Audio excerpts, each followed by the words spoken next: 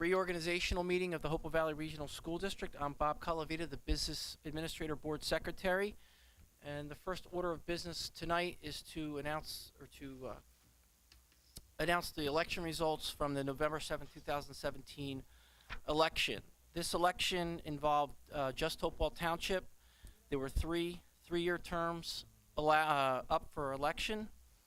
We had 4 citizens running. Out of the 12 polling districts in Hopewell Township, there were 13,985 registered voters. Of that, 5,821 ballots were cast for a total turnout of 41%, which is a pretty good turnout. Elected to 3-year terms in Hopewell Township beginning tonight were Sarah Tracy, Adam Sawicki, and Elise Murray. So we will be taking that time right now to swear them into board. So if you meet me back at the podium, we can take care of that piece of business right now.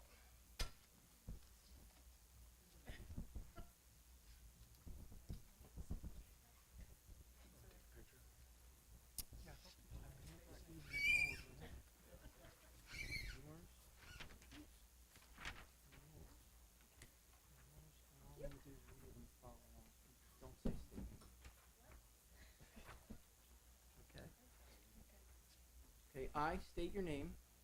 I, Adam J. Sawicki, Do solemnly swear that that I will support the Constitution of the United States I will support the Constitution of the United States and the Constitution of the State of New Jersey, and the Constitution of the State of New Jersey, and that I will bear true faith and allegiance and that I will bear true faith and allegiance to the same to the same and to the governments established and to the governments established in the United States and this state, in the United States and this state, under authority of the people. with the authority of the people. So help me God. So help me God. I state your name.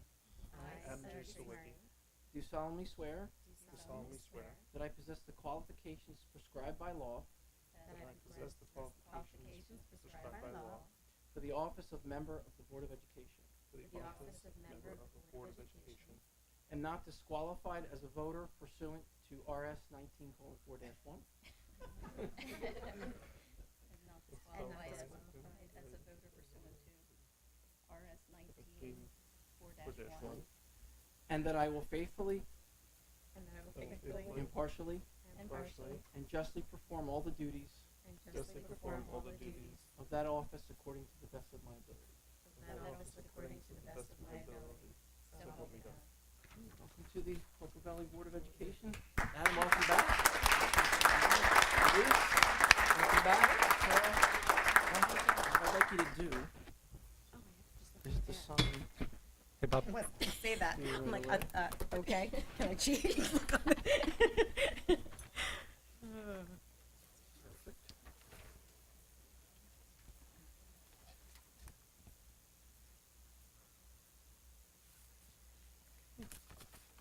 Elise.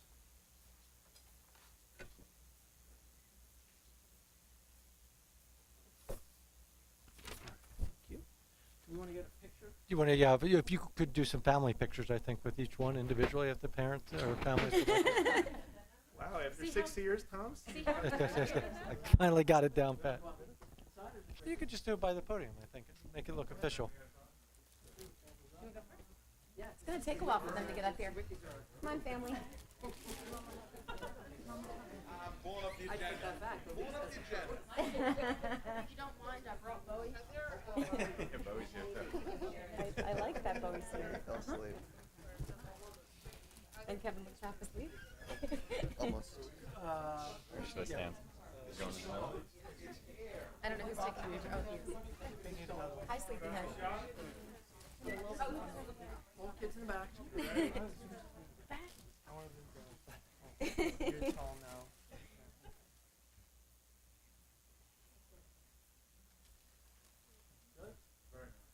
And that's what happens when Notre Dame gets canceled tonight. I get to have him here.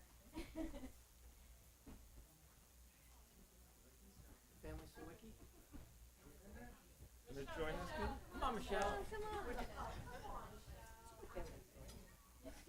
Party pooper. Okay.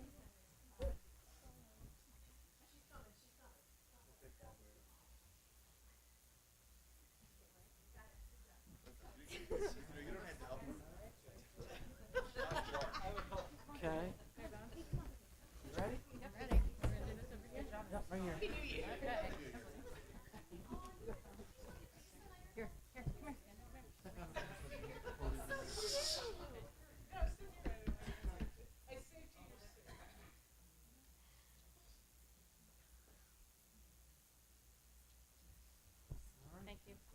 Take your seat at the table.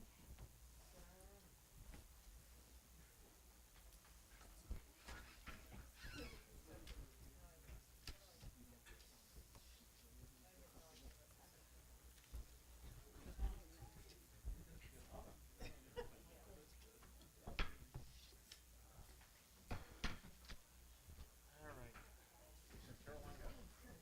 Yeah, it wasn't nominated. No, I asked. She said she'll save her report for the next meeting.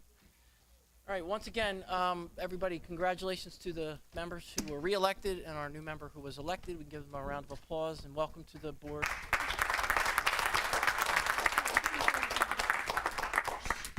Okay. And actually, this is my last official duty as I open the nominations to the board to elect the president for the coming January to June or January to December term. So the floor is now open for nominations for president. I would like Adam? to make a nomination. I would like to nominate Elise Murray for president. Actually, I'm going to hold that and actually open the meeting by taking the roll. Since we haven't done it yet. If I make So- a mistake, it's okay. Mr. DiDonato. Present. Ms. Long. Mr. Markulak. Ms. Murray. Here. Ms. Peterson. Here. Ms. Pilara. Mr. Sawicki. Here. Ms. Tracy. Here. And Ms. Wolf. And we do have a quorum. Now I'm going to take Adam's motion for president for Elise Murray. According to your bylaws, it does not require a second, so Elise, if you accept, you are a candidate for president. I accept, thank you. Are there any other nominations for president of the Board of Education this term? Seeing none, I'm closing the motions for it. We will take a roll call or a voice vote for president of the Board of Education for this term. All those in favor? Aye. All those opposed? Abstain? Elise, congratulations. Come and receive your gavel.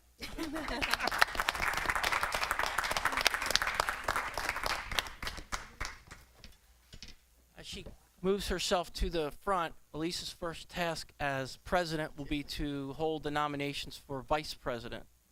So as soon as she comes here, that'll be her first official duty. Start back up again. And my 90 seconds of fame has ended. Good job, I never forgot. And I made a mistake. Good, you just open the window so I can make a mistake and not feel crazy. Get that out of your way. So the first thing I'm doing? Ask for nominations for vice president. Okay. Okay, as my first task as president of our current board, I would like to make a nomination myself for the vice president, and that would be for Lisa Wolf. Okay, as Lisa, there is no second necessary, and would Lisa be accepting the nomination for vice president? Are there any other nominations for candidates for vice president? Seeing none, I will close the nominations. And Lisa, you are now our vice president. Take a vote. Oh, you have vice vote? Oh, okay. Vice vote, please. All those in favor? All those in favor? Aye. Opposed? Abstained? Opposed? Okay, motion carries. Lisa is, congratulations on becoming elected the vice president of the Board of Education.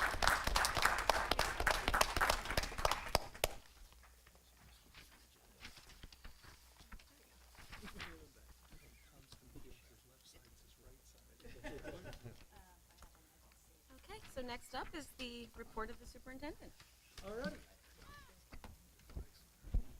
we didn't. Oh. Yep. Yes, flag salute. Forgot that too. It's okay, I'll just cover you. I pledge allegiance to the flag of the United States of America and to the republic for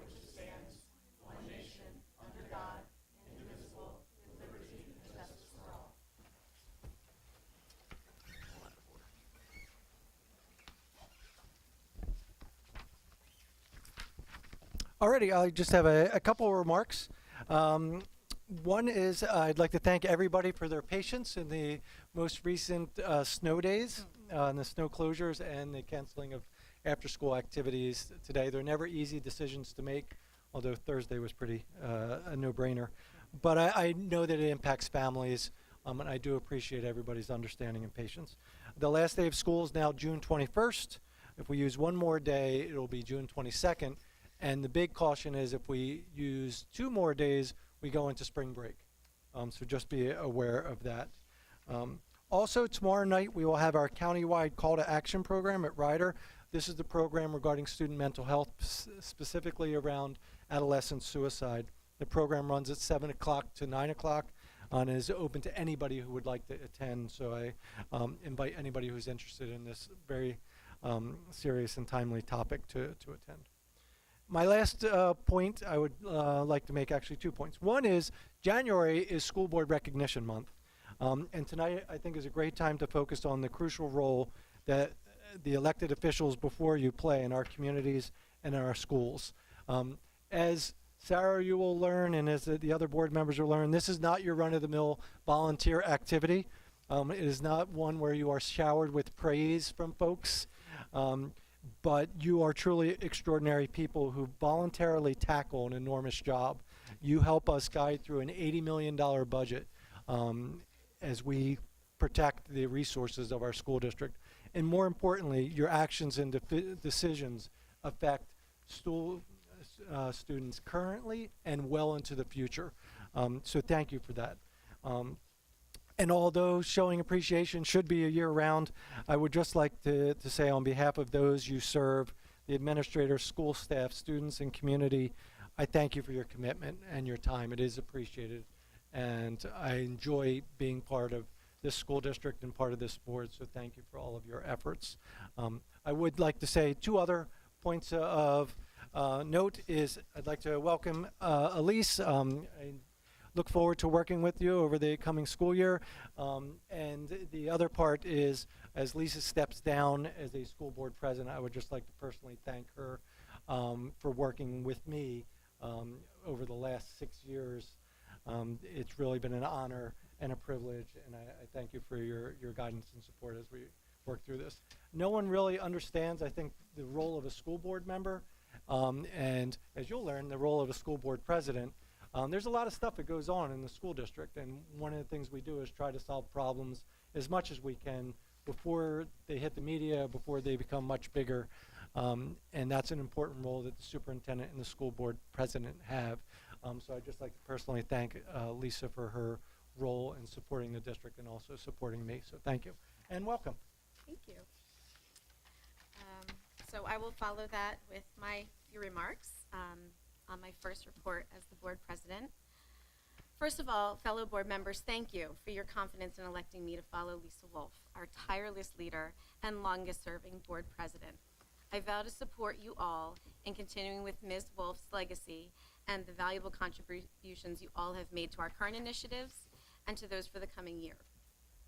Those include improvement of our district appeals process, grading, report cards, character, and cultural education. Our oversight of ongoing referendum projects and district spending will continue to minimize annual budget increases and ensure that funds provided by district taxpayers are efficiently appropriated and effectively utilized. Vice President Wolf, I cannot thank you enough for your continued mentorship. You are a tough act to follow. Fellow community members, thank you for your participation in the 2017 election and your confidence to re-elect Adam Sawicki and me to our seats, and welcome Sarah Tracy to the Board of Education. Having more candidates to fill the available seats reminds me of the gratitude I have for those in the community who choose to volunteer and serve. I can only hope that enthusiasm continues in the coming elections and Darius Matthews chooses to run again. I look forward to leading a productive 2018 and working closely with our passionate administration and staff of the Hopewell Valley Regional School District. I'm excited to witness the developing programs to improve services and keep our special education students in district and monitor the established homework policy to continue to respect the balance of our students' academics with co-curriculars and home life. We look forward to continued research and discussions to implement the most fiscally responsible method to reinstate district-supported hazardous busing to families that find themselves in zones that require district-supported busing, according to the most recent audit, and also the potential for providing late busing services in the future. In addition, there has been recent research highlighting benefits to a later start time to the school day and families interested in the possibility. One of the initiatives I'm most incredibly excited about is our new Community Relations Committee under the direction of Vice President Wolf. District research and board conversations are all well and good, but ensuring that the information is accessible, transparent, accurate, easily searchable, and available to the public is a primary goal for 2018. As Dr. Smith mentioned, the call to action, that is tomorrow evening, correct? Yep.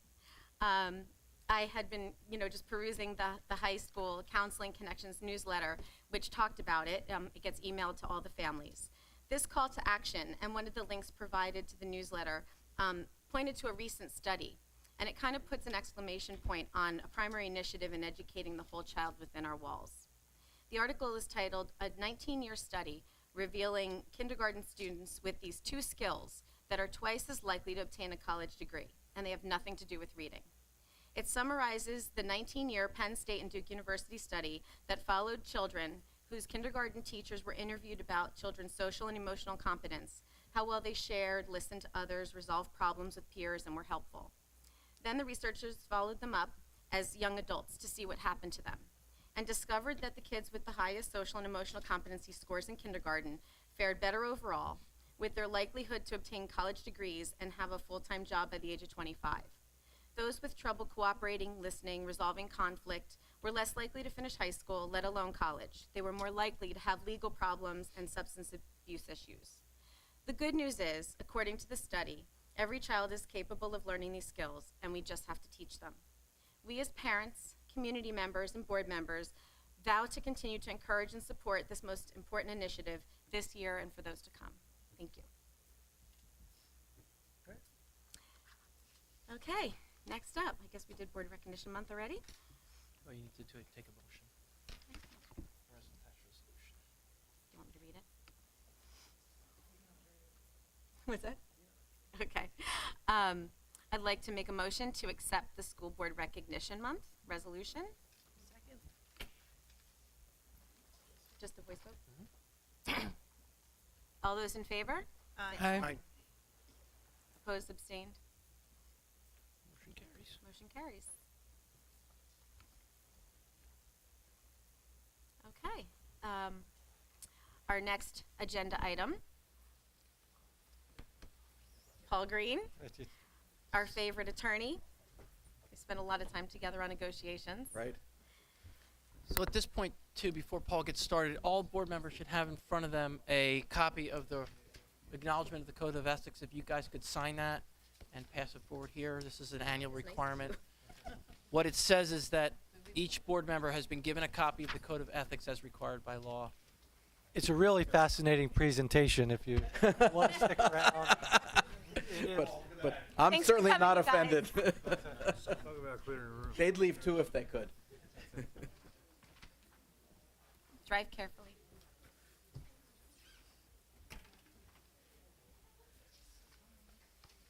Well, thank you, Madam President. Plate, name plate. Name? Oh, where's my name? Up here? Like that? For our viewing audience at home. And for the remaining. So we're going to talk a little bit about school ethics. As you have the acknowledgement there in front of you annually, it does not have to be at the organization meeting, but at least once a year, the board must discuss the Ethics Act and the Code of Ethics for board members. Tonight we're going to do that with a little bit of background, but pay attention. I often joke there will be a quiz later. In this case, literally, there will be a quiz later. So a little bit about the School Ethics Act. I mean, we've all been through it before, but again, to review a little bit, this is the statement that's actually a prelude to the statute, that it's essential that the conduct of members and administrators hold the respect and confidence of the people, and that's the key. It's to avoid conflict which is in violation of the public trust or creates a justifiable impression. And that phrase has been the key to a lot of the school ethics decisions, because many times they deal with situations that are not actual conflicts, but could create the impression among the public that the trust is being violated. So to whom does the act apply? It applies to board members, employees or officers of the School Boards Association, and school administrators, specifically the superintendent, assistant superintendent, BA, principal. Can also apply to certain other school officials who have various degrees of responsibility, which we don't have to get into tonight. It also, there are two parts. The Code of Ethics itself applies only to board members. So the statute applies, but the Code of Ethics is only to board members. The Ethics Act has two parts, essentially, two sections. The first section, which applies to everyone, board members and administrators, is a board member may not act in the official capacity where a member of the immediate family or a business organization in which he or she has an interest has a direct or indirect financial involvement, which might be expected to impair his objectivity of judgment. And no board member, and that includes a school administrator, shall act in the official capacity where there's a personal involvement that creates some benefit to the member or the member of the immediate family. I'm simplifying it a little. It goes on with some other permutations, but we don't have to get into those either. Section 2 is the Code of Ethics itself, which applies to board members. You've all seen that list of the specific items. There are some relevant ones that I like to focus on that tend to get board members in trouble more often than not. Not here, of course, but in general. I will carry out my responsibility not to administer the schools. Again, board members are not administrators. Their requirement is that they, together with their fellow board members, not individually, but as a board, see that the schools are well run. Together with that is Section C. I happen to like to flip them a little bit because I think you focus first on, I'm not here to administer the schools, and then I will confine my board action to policy making, planning, and appraisal, and help to frame policies and plans only after the board has consulted those who will be affected by them. Very critical that the board members are not here to run the schools. Board members are here to make sure the schools are well run. We, as the board, evaluate the superintendent and the administration, but mainly the superintendent, who's responsible for the other evaluations, and we do not get involved in running the day-to-day business of the schools. Authority rests with the Board of Education. As we often stress, no individual board member has any authority other than when sitting with the rest of this group in this room at a meeting. You have certain authority which the board can charge you with as a committee, for example, negotiations, personnel, those types of things. But any action has to occur by the board itself. No personal promises can be made to individuals. You have to be very careful not to get into a conversation with somebody and make a statement to that person that that person construes as a promise that you will do something for them. There is nothing an individual can do other than refer matters to the superintendent, and may not take any private action that may compromise the board. Private action, as we'll see, tends to come up more in the context of acting outside the scope of what you're supposed to be doing as a board member, and, for example, getting into administering the schools or disclosing confidential information. I will hold confidential all matters pertaining to the schools, which, if disclosed, would needlessly injure individuals or the schools. Essentially, of course, this means that any of the confidential matters that you receive, such as student information, personnel information, any discussion that occurs in an executive session of the board, must stay within the confines of those four walls. You cannot disclose that information even to your own spouse. Of course, that does happen sometimes. Unfortunately, sometimes the spouse then blabbers, and we find out that, again, not here, but it does happen, that that matter has been essentially breached, which can be pretty serious. And I will support and protect school personnel in the proper performance of their duties. As we'll see, there are some twists where board members have run afoul of that by essentially failing to support the administration. We'll talk a little bit about the distinction. You do have a right to criticize. You do have a First Amendment right, and we'll get into that in a moment. But you do also have to support your administration and protect them. Again, referring all complaints to the Chief Administrative Officer, only acting on complaints at a public meeting after failure of an administrative solution, which has to go pretty far before it gets to that point. The only one area that I don't have listed that I would also add is there's a section that we call unwarranted privileges, which you have to watch out for, that you cannot receive any privileges as a result of your position that any other member of the public would not receive.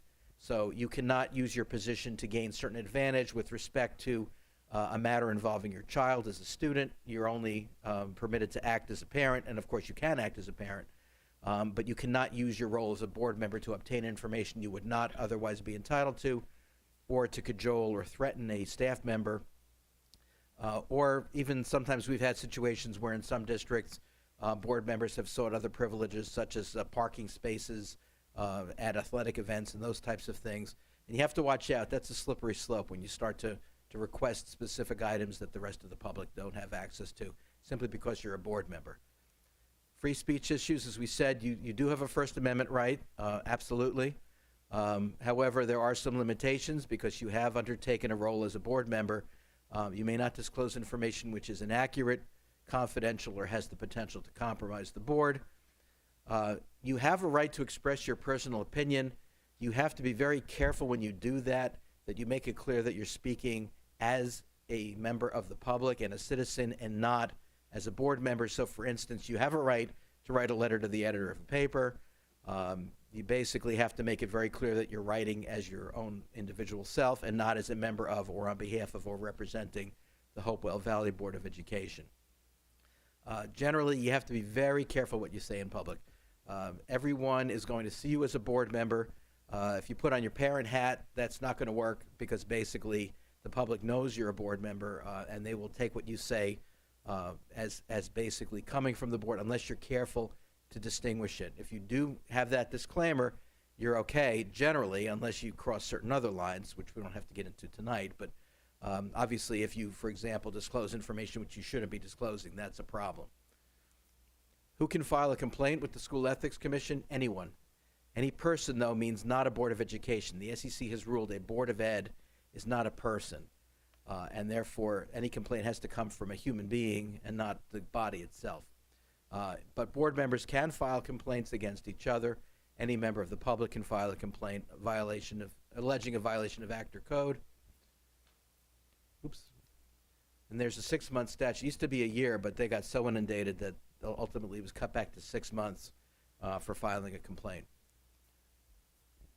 The School Ethics Commission is the entity under the Department of Education that rules on Ethics Act violation allegations. They are the only entity that can do that. A Board of Education has no authority to vote on whether or not an action occurred that would be violative. Basically, boards can no longer censure or reprimand board members. They used to do that sometimes, unless sometimes in rare occurrences, if there's a policy violation that would not be an Ethics Act, would be the only circumstance where a board could actually act on its own.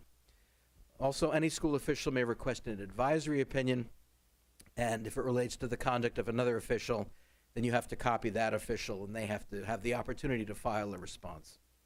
Sanctions, honestly, the sanctions kind of range from, a cynic would say, a slap on the wrist to a hard slap on the wrist.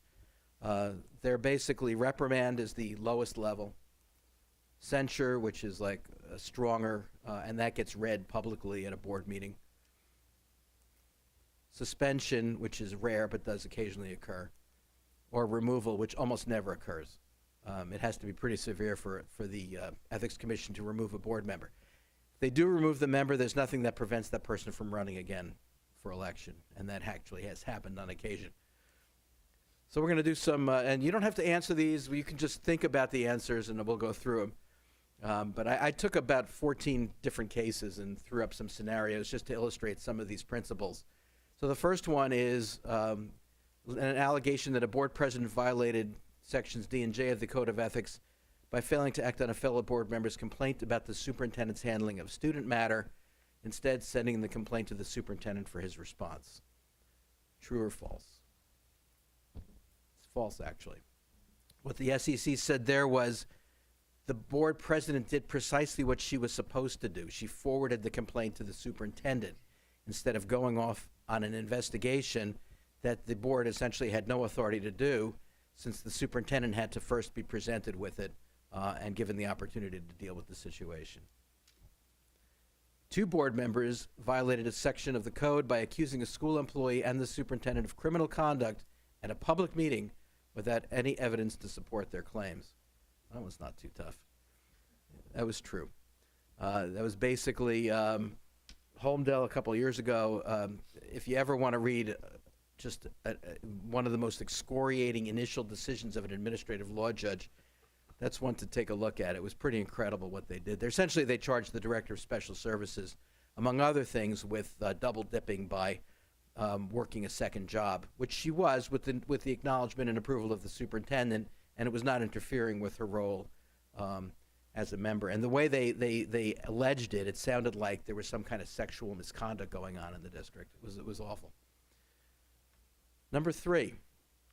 We're not going to go too deeply into conflict of interest because it's really not something we have to worry about too much. Just you need to be aware, if you have a family member of any sort who is a teacher, or if you're in another negotiation like secretarial or something, and a member of the NJA in another district, that's just a red flag where you should at least inquire through the administration whether or not you may have a conflict.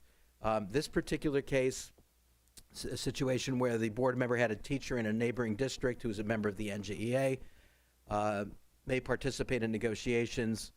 The sister was not a member of the negotiating team and did not hold a leadership position within the association. And that was permitted. That was actually the SEC backtracking a little. Some of you may recall that they really went overboard at one point, and they were almost disqualifying everybody.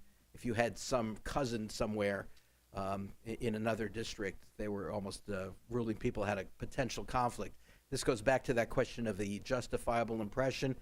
They pulled themselves back after a lot of public brouhaha over it, and basically said, no, if it's an immediate family member who's a teacher in another district, you are disqualified. But short of that, you have to kind of look at the permutations. And we're not going to go into this chart, but I just want you to be aware that in that advisory opinion, A2417, they did set this little chart out to kind of lay out some of the interrelationships and when you may or may not participate in negotiations, and whether you're then prohibited from participating in any issues related to the superintendent, because there are certain levels of conflicts where you will, as a board member, if you have a sufficient conflict, not be able to deal with any part of the superintendent's evaluation, hiring, etc., because it's deemed to be a conflict in that if you have someone in the district who's a relative, there's either an actual or perceived conflict in terms of you're dealing with the superintendent, since through the chain of command, the district administration will be evaluating and potentially disciplining that individual.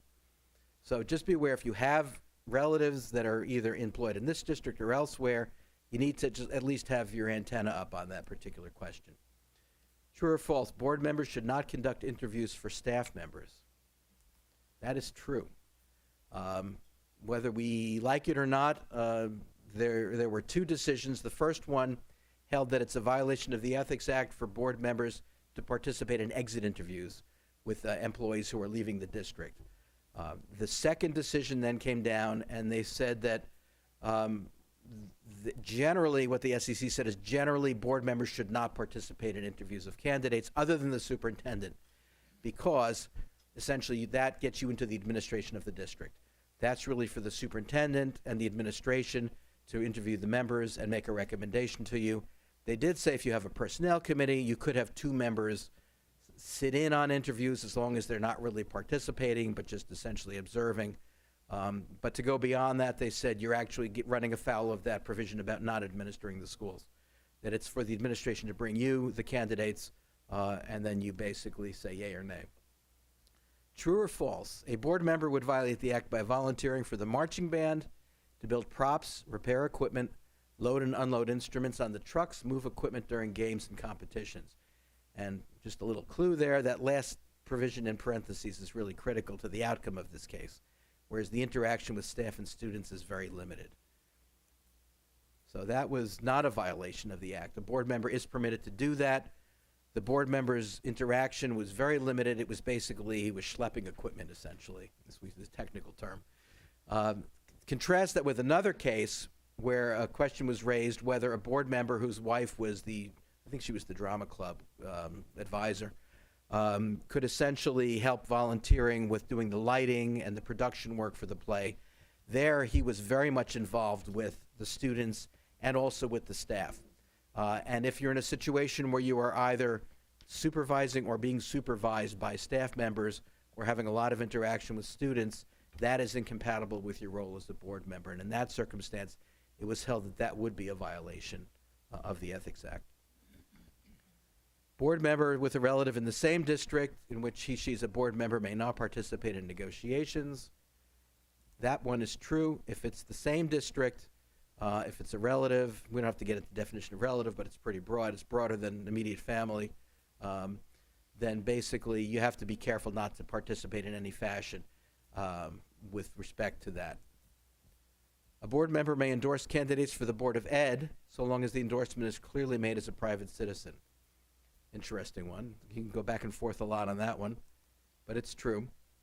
You do have the right to endorse candidates. Again, you have to make clear that you are endorsing them not as a member of the board, but as a private citizen. A board member violated, actually it's a board president, violated 18.8.20, 12-21E, Section E of the Code of Ethics when he unilaterally prepared and served a rice notice on the business administrator without the authority of the board or superintendent. So this is the president deciding that he wants the board to talk about the business administrator, and there is a prior case that upheld the power of a board president to rice the superintendent. And essentially that was the case that the board attorney in that situation and the board president relied on. However, the SEC said no, that we're not going to give that kind of unbridled power to a board president. And in fact, they backtracked a little on the first case and said, we're not so sure that he should have really done it for the superintendent either. That should have been with the consent of the full board. That there has to be a majority of the board that's agreeing to do that. Unless the superintendent decides to rice the individual or recommend that to the president, only the board itself can take that step. In this case, it was found to be a violation of the Ethics Act. A board member who has a business which supplies $3,000 to $5,000 worth of merchandise a year to the board on an as-needed basis, no formal contract, just every year they'd provide a little bit of money. And this had started, I believe, before the member came on. But the question became, can I ethically continue that business relationship? And in that particular case, it was held, no, you really have to stop that you cannot be a board member and also be, it's his business. It wasn't that he was a salesman or anything. You cannot be supplying that. That's a financial conflict of interest, clear, direct financial conflict of interest. This one, a board member solicited the food service manager, wanted to get a $1,000 donation from Aramark for her campaign for election to the Borough Council. And in that particular case, the question was that a violation? Because essentially she wasn't really asking them for anything directly other than, for a campaign. Was held to be a violation. Basically, there was an implicit threat made that I don't think they had to infer it too much, that if they didn't make the contribution, they would not continue to get the contract for the food service. But you don't have to make that threat. It's clear that even the act of solicitation places the vendor in a very difficult position. And you have to be very careful not to be, when you deal with vendors, not to be seeking favors from them, not to be in that type of a situation. A board member may simultaneously serve as president of a PTA in the same school district. That's an interesting one. True. There's also another case that says a board member may also serve as president of the foundation, the Education Foundation. But the SEC cautions that as with any other functions that you volunteer for, you have to be very careful that you don't run afoul of the Code of Ethics. You have to be mindful of the issues about divulging confidential information. You're in a position where people are very likely to come to you and seek your assistance, so you have a very possible violation of the administration of the schools. Everything that people come to you with, you have to refer to the superintendent. So they point out you have to be very mindful of the considerations, that the fact that it's not a direct conflict for you to do this doesn't change the fact that you still have to be careful that you may be in a situation where you can run afoul of the whole situation. Some of you may remember a few years ago in Ewing, the board members were going after each other with all these, it was about quite a number of years ago, it was around 2001. There were multiple ethics charges going back and forth. This one was a question of whether a board member violated the act by sharing confidential student information. It was not shared with the public, was not shared with anyone but the board members, and only discussed in an executive session. and it was about an individual student, actually a child of one of the other board members. And the board member argued there was no violation because I never really breached anything confidential. The superintendent had provided the information. He was raising a question of whether or not the student was graduating when he shouldn't graduate. The superintendent had provided him with certain information to show that it was okay, that the student was entitled to graduate, cautioned him that this was confidential student information. The complainant, who the father of the child in question, who was another board member, wrote a memorandum to the board claiming that he had violated, by going and asking for the information, had violated the Ethics Act, and then read that memorandum in public, at a public meeting. This board member then, Dr. Vickner, essentially wrote a memorandum in reply, feeling that he was being targeted and that his silence would be deemed some kind of an admission. He read that to the board in closed session, and they discussed that in the student in closed session. And that was found to be a violation. It was found that he was not talking about students in general. He was not talking about student attendance. He was talking about one particular pupil. He'd been cautioned by the superintendent that this was confidential information. And even though he only divulged it to the other board members in a closed session, it was still a violation of the act because he failed to keep confidential information. So you have to be careful, because that phrase, I will keep information confidential which might injure others, doesn't necessarily only mean explaining or disclosing something to the public in general. It can even mean disclosing something to other board members. So this was a tricky case, but it was one where they didn't have much difficulty finding. Now, they said he didn't act in bad faith, but they said it still was a violation of the act, so he was reprimanded. Finally, a board member whose ex-spouse is employed by the district may continue to have conflicts of interest with respect to issues pertaining to the ex-spouse's employment. This is a little tricky, too, because actually in this particular fact pattern, the parties were separated and they hadn't actually divorced yet. But it is true that even once the divorce occurs, there still can be situations where if the ex-spouse is employed in the district, there may be continuing conflicts of interest, so you have to be careful and watch out for those. Finally, this came out this past week. This actually occurred in Watchung Hills Regional. We asked for this opinion. In November, an 18-year-old student who was also the senior class president was elected to the board. And the question that everybody had is, well, this young man is now going to have access to personnel information, student information, all kinds of confidential access. Is there any limitation, essentially, on what this individual can get? And the SEC issued an advisory opinion saying that no, while there may later be specific conflicts that you have to watch out for, in this particular instance, he's like any other board member.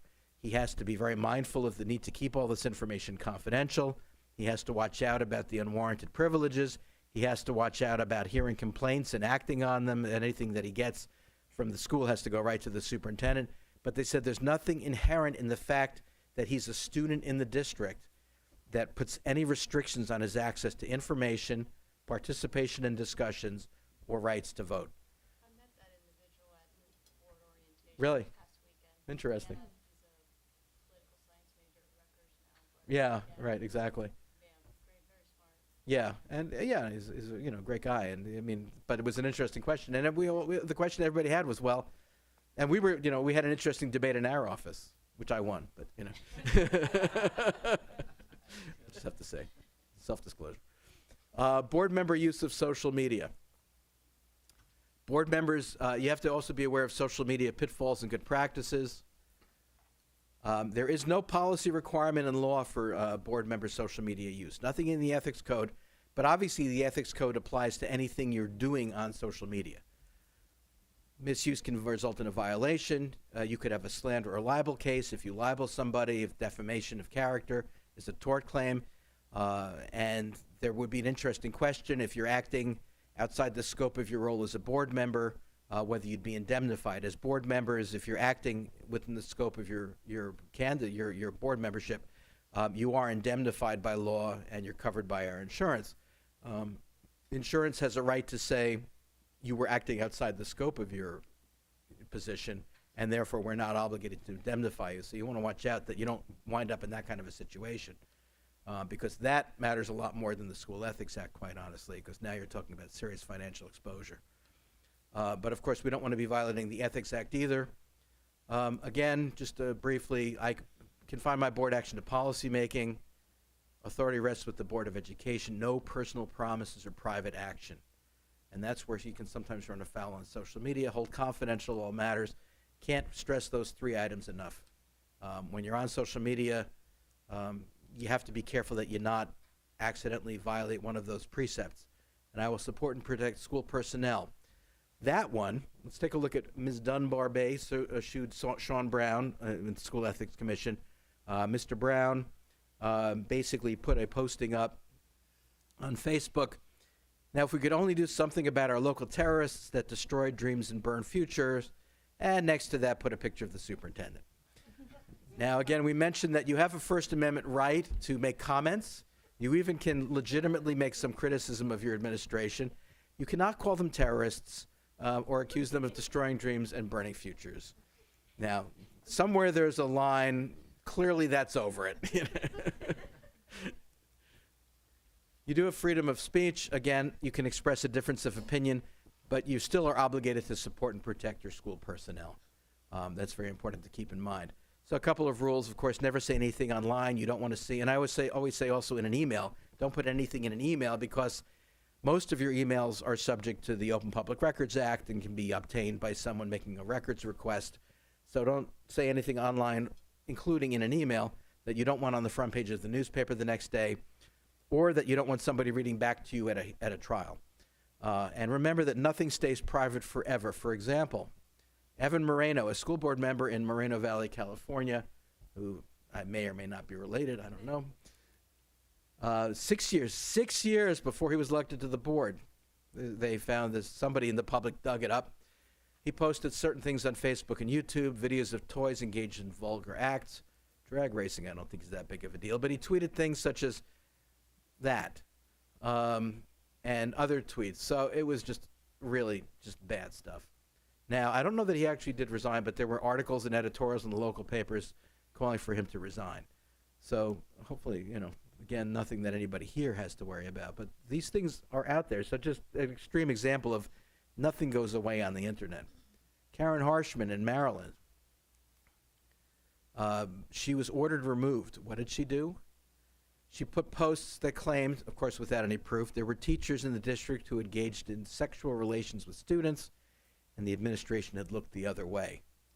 Like in the District 2A Dr. Phil episode. Even her own attorney stated that her biggest problem is the 2.5 inches below her nose. So the ALJ said there's no more compelling reason to deem a Board of Education member unfit for duty than accusing without evidence an entire school system of harboring and protecting sexual predators. So that would undoubtedly result in removal before the School Ethics Commission. Wes Bellamy, a school board member in Virginia, also a high school science teacher and the vice mayor of Charlottesville. He had made some old tweets. Again, these are old tweets, several years ago, some of which were racist, sexist, and vulgar. So I'm not even going to read this. But he also retweeted a vulgarly written post dismissive of rape. Eventually, he did resign both from the board and from his teaching position. So my advice, obviously these are very extreme examples, not anything we have to worry about anybody doing here, but the point is, for my first point is if you must post about public issues, don't. It's like the less you say, the better. If you do feel you must post something, write it down 3 times and think about it carefully before you actually post it, and don't forget the disclaimer. If you take nothing away tonight, a disclaimer that I am not writing as a member of the Hopewell Valley Board of Education. I'm writing as a private citizen, basically. And in addition to that, make it clear that those are your views alone and they do not represent the board as a whole. So, any questions? I have some questions. Okay. Can the board policy go further than the ethics? So I'll give you an example of my question. I was going to ask a question, and then you actually put it up there so I didn't have to ask, about one of your questions was talking about how involved we can be in the district and still be a board member. Then later, you asked the question, can somebody be the PTO president? And the implication on your earlier one was that should have been no, but the answer was yes. And what we've done in the district, we've had PTO presidents chat with us and say that they were considering running for the board. And what we have said is that legally you can, but we strongly discourage it. Mm-hmm. Would it be within the board's realm to policy on that? Could they put in a policy? No, I don't think you could. I don't think you could because we have no right to determine qualifications of a board member. That's true. All we can do is if a member misses 3 meetings, we issue them a show cause essentially to why they should not be removed. So the board membership is defined by law and by the School Ethics Commission in terms of the scope of that. So we could not put additional restrictions on that would be enforceable. You could get the PTOs perhaps to put something in their charters. That said, if you want to be a PTO president, you cannot be a board member. I mean, they could do that. Okay. And then my other question was on ricing. Mhm. You made the comment that the board president needs to get the permission of the whole board. Unless the And- superintendent authorizes it. Okay. Right. In other words, if the superintendent is okay with it, then it's fine. But the board president otherwise has to get, so your hands aren't tied. If the superintendent says no, you can go to the full board and say, I want to rice so-and-so for a discussion. And if a majority of the board is in agreement, which, I raised the question, well, do you have to rice the person that you're going to ask for them to be riced? But you don't, because you're not actually discussing them. You're just saying, I can't tell you why, because you can't discuss it, or you can give them a rough outline of why, but very brief. But I'd like to rice that individual. Right, okay. The reason I asked is because during the time of Dr. Smith's review, it was not unusual for me not to ask the entire board, but just to go to the BA and say, can you rice Tom? We're going to talk about it. And that was actually the one case where, and that still actually is on the books, which was held to be okay, because in the case of the superintendent, they did authorize the board president to do that. But in the subsequent case, they dropped a footnote and said that really should say, with the consent of the majority of the board. So I'd be very careful. So the board president should be asking the entire board permission to rice the superintendent? Well, I think if the superintendent's in agreement, I don't think you have to worry too much about it. That's really the only time it becomes a problem. You seem to Right. Paul, can I, using the word superintendent a lot. on that note, Sure. there was a discussion at a meeting that said, at the meeting forthcoming, the board will discuss in closed session the superintendent's evaluation, and then the board president would come to me and say, rice the superintendent. That's the kind of situation. Yeah, exactly. And I mean, frankly, typically the superintendent's he's not going to have a problem with that, so it's not going to be an issue. The only time you might run into that is somewhere where a superintendent is really battling with the board, and that's a superintendent who obviously is not going to be outliving his contract in that context. So, but that's the only time it would really come up. Below the superintendent, you have to be very careful. With the superintendent, there is still that one case out there, and I think if the superintendent is aware of it, I mean, frankly, the bottom line is it's going to be discussed, and the superintendent needs to be apprised of it. So, half the time you don't even really technically need a rice notice if the superintendent knows it's on the agenda. Then I think the superintendent should be aware that he or she could ask for that to be held in public. So. Sure. Any guidance around, you mentioned drama, right, or band, Mhm. equipment. What about the booster clubs, Well, booster clubs are okay. current organizations around? Yeah. Still sue the current organization around basketball. It's helping do some fundraising for basketball. My son plays basketball. Yeah, those are okay. Interaction with coaches, all those things okay? Those are okay. Yeah, you just have to be careful what the level of interaction is. If you're essentially becoming like an assistant coach, you got a problem. But if it's just fundraising and seeing the or wrestling. Other questions? Well, thank you very much for your attention. I appreciate it. Thanks, Paul. Thank you. Have a nice drive home. Thank you.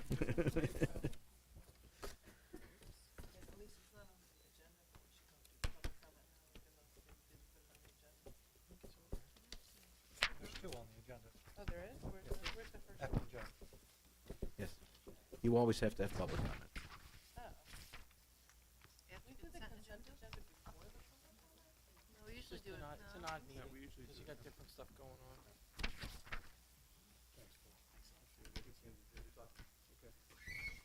careful.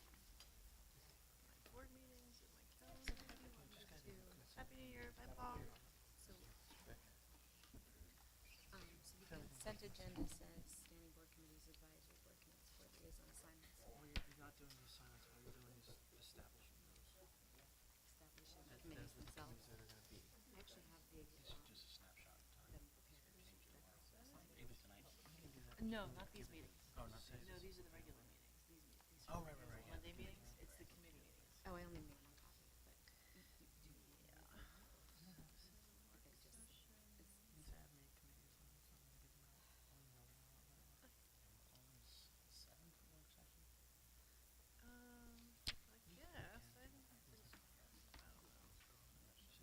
I always put down 7 groups, so I guess mine will. So maybe I'll fix that.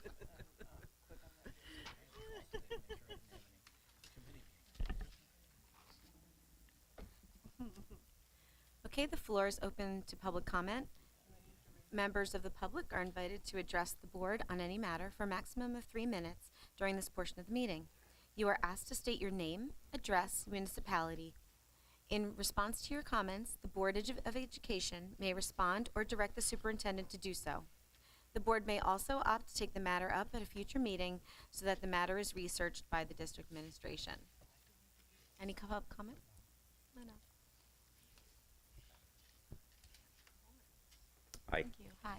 Bob Worsnack, 218 Ingleside Avenue, Hopewell Township. It's my understanding that at a prior Board of Ed meeting, that the hazardous busing policy was acknowledged as bad policy, and that it would be addressed in the budget for the next year's budget. And I'm just wondering if you could provide a status on that. Thank you. Sure. Thanks.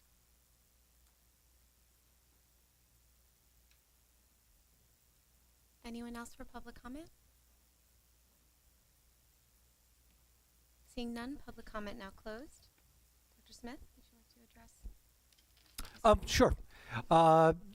We are in the very early stages of budget planning. The board did direct the administration to develop, I guess, 3 levels of busing that they were interested in as part of the budget planning: hazardous busing, courtesy busing, and after-school busing. So those will be discussed as part of the budget process. And stay tuned as we go publicly. The board will discuss the budget in earnest, really publicly, beginning in February. But those will be part of the discussion. It is a focal point, and it was, and we were instructed by the board to make sure that that information is provided to them through the budget discussion. Oh, His bag. your name tag? No. Who's that? That's, see you, Paul. Should I close public comment? Yep. Public comment is now closed.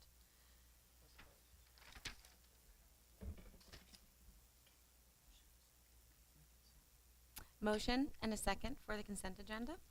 Motion. Second. Thank you. Is there anything that anyone wants to remove from the consent agenda? Seeing none? Voice vote, please. All in favor? Aye. Opposed, abstained? Motion carries. I believe it's calendars. Do you want to share the assignments? Sure.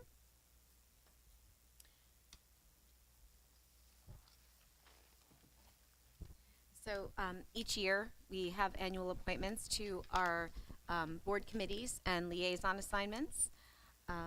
Thank you all for your input in this process. Would you like me to read off each of the assignments? The standing committees, education program, Administrator Dr. Treese, Jenny Long will be chair, and members are Wolf, Polara, and Sawicki. Finance and facilities, headed up by Mr. Calavita. DiDonato chair, Mark Leck and Tracy. Personnel, also Suzo. Polara chair, Peterson and Tracy. Policy, Calavita, is Sawicki chair, DiDonato and Markolek. Community relations, Dr. Smith. Wolf is chair, Peterson and Long.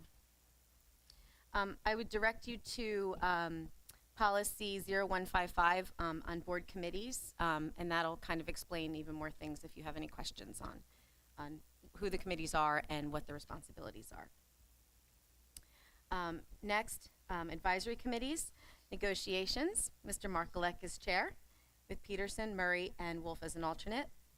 Wellness and food service, I put myself as representative. School liaisons, we have a policy that describes the role of board liaison. It's 0130. The liaison to Bear Tavern Elementary will be DiDonato. Hope Elementary, Pilara. Stony Brook Elementary, Peterson. Tollgate Grammar, Tracy. Timberlane Middle School, Long. Central High School, Murray. Mercer County Technical School, DiDonato. Other liaisons, the delegate to New Jersey School Boards, Wolf with Murray alternate. Delegate to Mercer County School Boards, Wolf with Murray alternate. Special Education, Parent Advisory, Tracy. Hopewell Valley Education Foundation, DiDonato. Hopewell Valley Municipal Alliance, Murray with Wolf as the alternate. Hopewell Valley Recreation Foundation, Markolek. Hopewell Township Liaison, Wolf, Markolek alternate. Hopewell Borough Liaison, Pilara. Pennington Borough Liaison, Long. Hopewell Public Library, Pilara.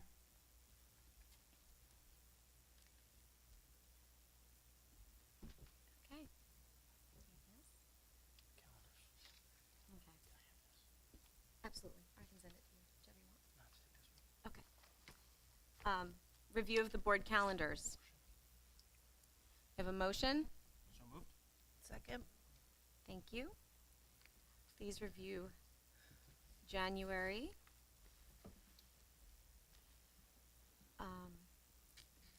So one thing I would ask from the standpoint of like starting with policy, we wound up doing policy before EdCom, because last year all the members on policy wound up staying for EdCom. So I would ask Mike and Pete, like, how would you like to do it? I'm Policy open- at 7. You can do it before the meeting, or we can make it a conference call, either one. I just think 8 o'clock in the morning would be tough. It's going to be tough for me. A Okay. lot of policy is also done online. Yeah. Yeah. The meetings So are typically, done. yep, the meeting is kind of like a final wrap-up to make sure that everyone, all the committee members doing the preliminary review, all their comments are incorporated. Anything that needed to be changed is changed. We go through the changes and send them off. As Pete said, before a regular meeting's fine. Okay. And we put, can I change, are you done with policy? Please Okay. go ahead. We put this stuff in as placeholders. I was planning on having the Community Relations Committee meet in the evenings. The Community Relation is Lee and Jenny. So we'll check what your schedules are. We don't have to firm it up now, but I know it's more convenient for you to do it at night, and it's fine with me to do it. Same thing. Actually, I was thinking if you guys aren't traveling and aren't out of town a lot, the reason that we used to load everything up on the day of the board meeting is because, like, Adam would be traveling and he'd be in Seattle. And it really left a lot of things, like, pressed for time because you're cramming to get everything in. So since we don't have a lot of travel on our committee, I think it would make sense for us to take a night, I don't know, Tuesday, Wednesday, or Thursday, whatever. Wednesdays always work for me. I can do So- every Wednesday. Changes when Okay. right now, and I Right. have Tuesday meets, home meets sometimes. Okay. So it's kind of a changing in the spring. It's probably a little easier. Okay, so what we'll do, do you know how you look on the 24th? You mean that Wednesday? Yeah. Wednesday's fine. Tuesdays. Okay, yeah, at least on Yeah, I can Wednesdays are always, good I for can't her. do any other night every Wednesday's good. yeah, Okay, Wednesdays is the only night for sure. Okay, so, and to be considerate to Tom, so he doesn't have to stay too late, what's the earliest you guys could do, but we'll still make it evening? Like, I could be here by 6:15. Okay, so 6:15, let's just call it 6:30 to be safe on the 24th, Community Relations. And we'll use that to set up, and then we'll figure out what You wanna to do it here? there, but, yeah. So. And Might as well go for just dinner to or something. let everyone know, so whoever else happens to be chairing your committees, the dates and times that are on the 22nd, we just put in as placeholders a long time ago, if you want to switch it. Mm-hmm.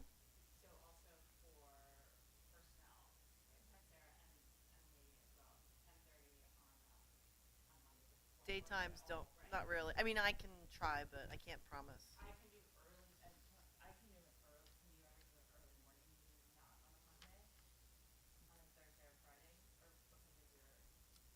Early mornings are never good for me. It's like after 2 or in the evening.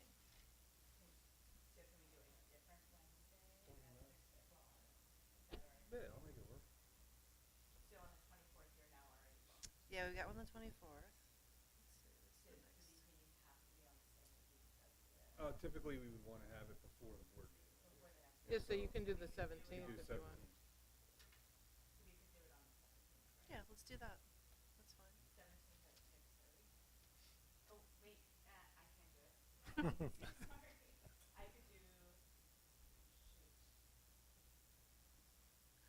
Is there any room to do those right before the board meeting? I mean, is that something you've considered? Yeah. That's what we used to do when I was. Yeah, no, on- I could be here. I could do that. Yeah, let's do it at 7. Want to do it at 7 then, or 6:45? 6:45. Let's do 6:45, and then we have a couple minutes. Yeah. Mm-hmm. So it'll be 22nd at 6:45. Just pointing out, Ms. Tracy is on the Finance and Facilities Committee as well. Unless you can finish Finance and Facilities in 15 minutes, she's going to have a conflict. Thank you, Lee. You can start at 6:15 or 6. It's up to you guys. The first one's not really. Pete? Yes. For finance, 6:15, 6. After this, we'll make Or it. the other option is, Yeah. if you're all right with personnel, we could go a little bit earlier, like 6:15. Is that bad for you? All right. Yeah. 6:45 is better. So we'll go at 6:15. You guys go at 6:45, and we'll see if And then next It month we'll works. get it. if we have to start at 6. We'll start at 6. All right, we'll figure it out. So just to clarify, we're at 6:15 Finance. for finance, 6:45 for personnel. Mhm. Correct. And that is on the 22nd. Mm-hmm. And the last one is policy. All right, and that program stays the same. I guess that program's at 8:45. Policy. Want to do 7 that time, and then one of the actions can be finding out the best time for everybody to either conference or meet. Okay. I think that works then, just from experience, it's usually good to give the administration a little bit of time after the meeting in case they got to revise something and prep for the board. Let's do it at 7 on the 22nd, but after that, maybe we can figure out a conference call. And generally, EdCom is twice a month, but are any of the other? No. Everything else is once a month, right? Just so you guys know.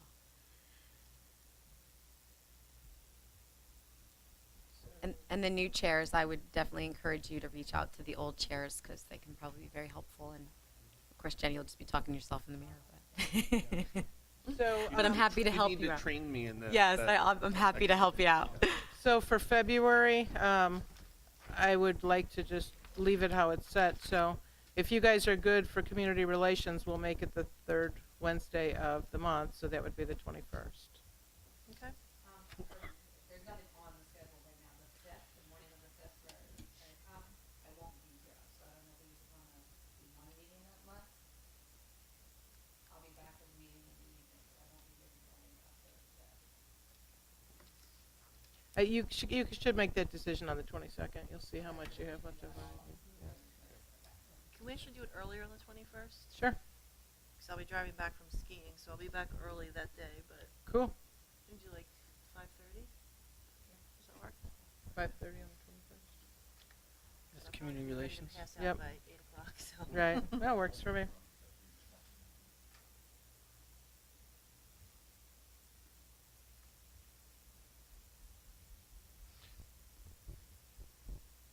So we're going to leave the 12th open until we meet on the 22nd.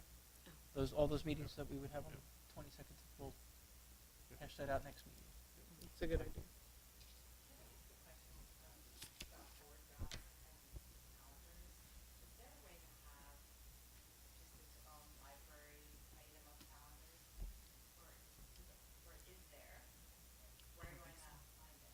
I don't think there is.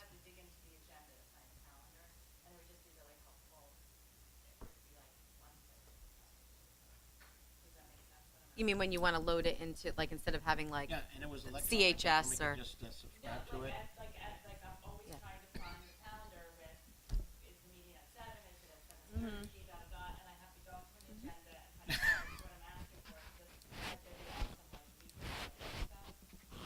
If you like, calendar. No, I mean, right on board docs. Yeah, so there's like an actually entry for calendar, like pulled out of the agenda and just put up there, so you just click on calendar just to look at that. That's a great idea. Can we do it? Actually, that would be better than having to send out a revised calendar whenever we make a change. Yeah. You could do it. I don't think you can do it through board docs. You could probably do it through Can a we do- Google Calendar that you're all members of. That would be great. Like when you go onto the school website and you can load up the different schools and stuff, can we do that? Yeah. Well, no, she could create a Google, That's what I mean. like we share each other's calendars. Calendar, Jeannie can yeah. make it. For the board. A board That's calendar. a great idea. Yeah.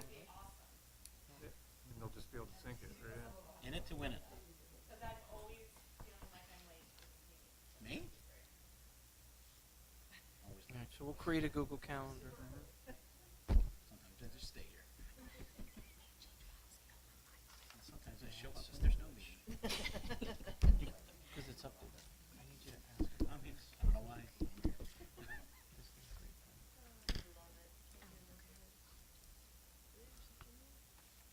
Let me just read it. Yeah. Just take-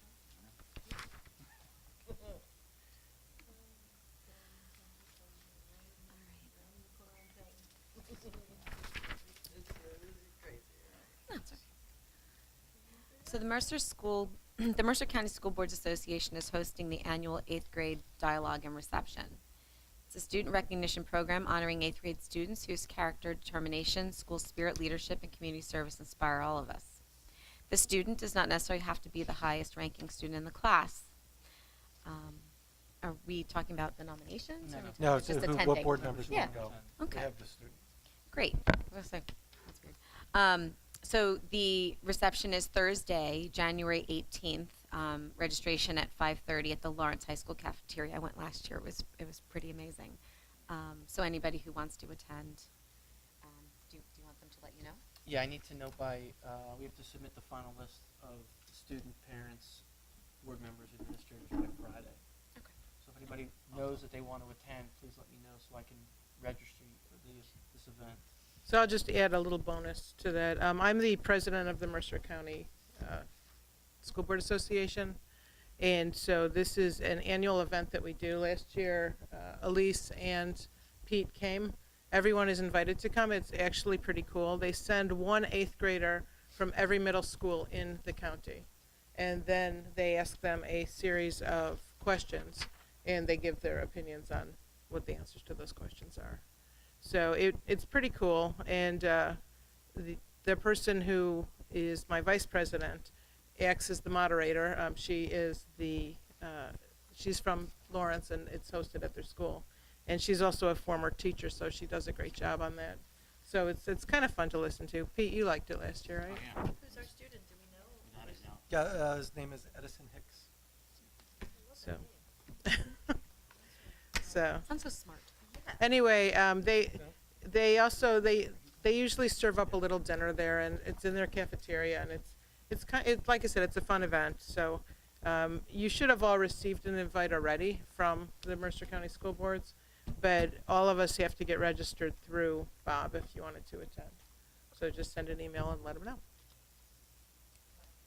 It's The the 18th. 18th at 5:30 p.m. Thursday. at Lawrence High School. So if you know you want, I know Lisa's going to go, Tom and Lisa are going. If you know you're going to go now, I'll add you down if you can let me know by Friday. And you could get there like at Yep. 6 because of 5:30 registration.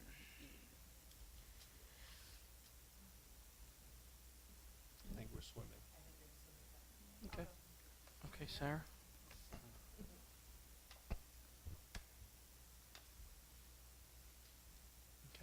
Also, one other little thing. This you have to do quickly if you like. Feel free to email me. Joanne and I put together the list of questions that we're going to ask the students. We decided to mix it up a little bit from what they asked last time. And some of the questions might get a little dicier, but they're the things that I want to know the answers to, so those are the ones we're asking. But if there's anything that you think it would be an interesting question to ask 8th graders of the county, forward me the questions and I'll pass them on to our moderator.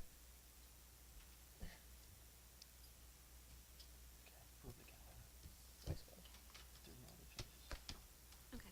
If there are no other changes, I need a voice vote to approve the calendars. All in favor say aye. Aye. Opposed, abstain. Okay. Motion carries. Okay. Items of new business. See none. We going into another public comment? We don't have public, do we? I see a jacket out there. Executive session. Quick exec session. Do you want me to read just? Just say we're going to closed session to discuss HIB. Okay. Going into closed session to discuss HIB. Motion is second. Motion. So moved. Second. Second. Thank you. Voice We are now in voice vote. vote. All in favor? Aye. Opposed, abstain? We are in executive session.